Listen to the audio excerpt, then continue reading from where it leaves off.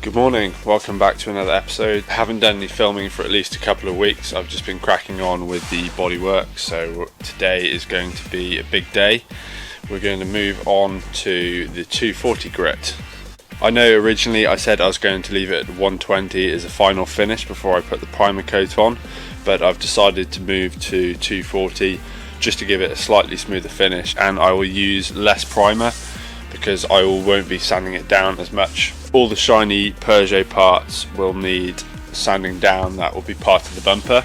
So the front bumper, the wings, I can leave the door, and then I'll have to just buff off the lacquer off the body where I'm going to join the fiberglass to. 80 grits, that's 120, that's 60. I'm going to have to get some 240.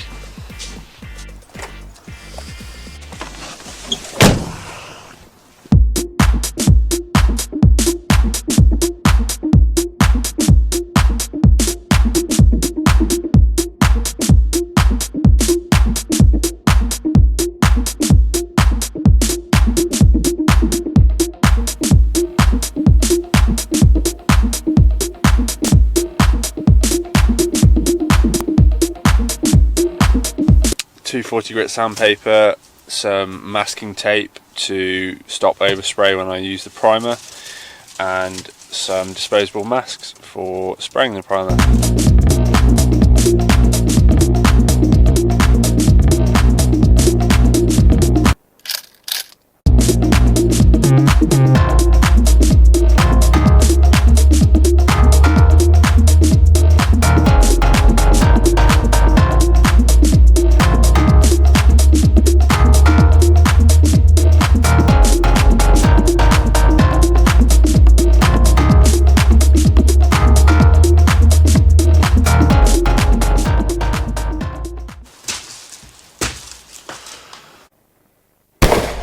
It has taken a couple of weeks to get the finer detail in the car, like the bits around the doors, all of the seams, the corners of the panels, and just I've been rounding off all of the edges as well. I've contoured the line around the rear quarter so it looks a lot more progressive and natural. I've done all the detailing under the light unit and where it joins the wing.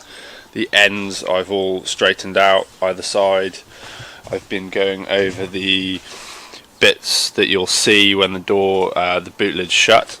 All the detailing on the front of the sills as well, and generally getting the finish much better and putting beads of filler around where the change in contours are, so it looks a lot more natural when it's one panel. A lot of work has gone into the slight flares on the front of the arch. I don't know if you can see on the camera, but it's like got a double curve there now, and it looks a lot better where all the bumper lines merge there. I have blended in the duct on the front bumper and made a much smoother line that follows the gradient of the lower bumper up into the top part here.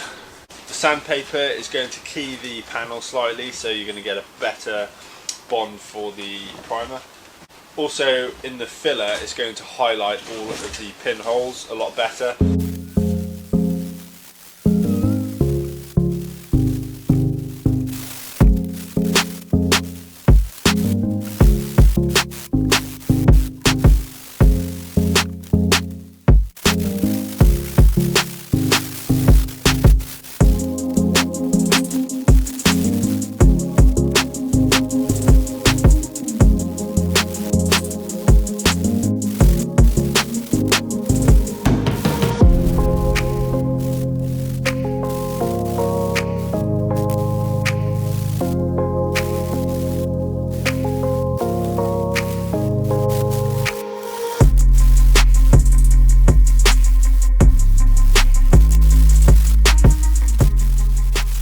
I've improved the gap between the rear quarter and the door now. It's pretty close on either side. You can see that.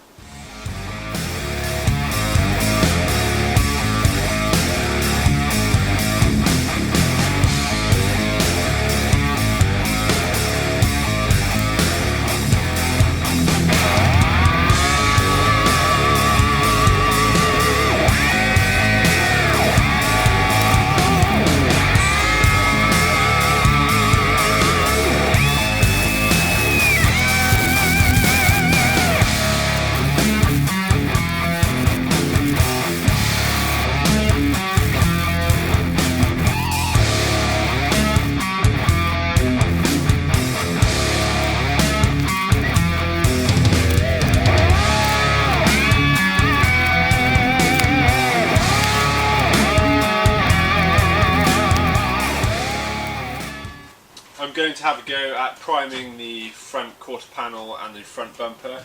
So first I need to mask off the car so I don't get overspray primer on the roof and on the inside of the car. I'm not worried about the external parts, but everything inside needs to stay paint free.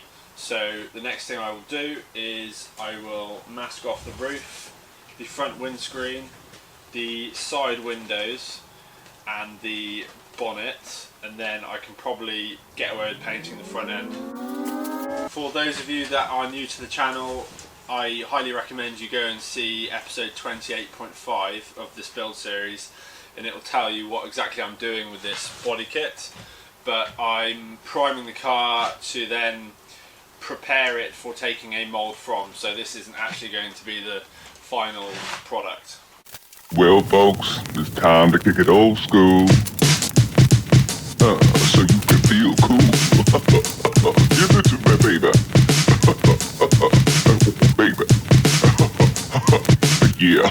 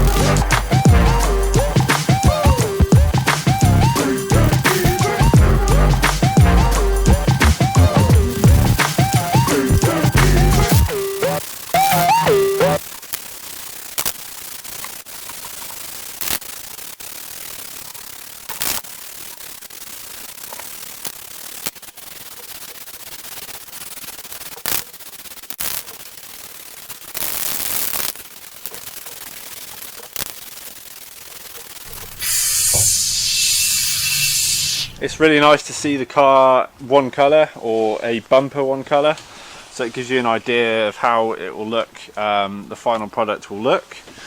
So it's just a matte high build primer on both sides. I've got a little bit left to do on the rear before I can prime that, but basically we're getting somewhere near now.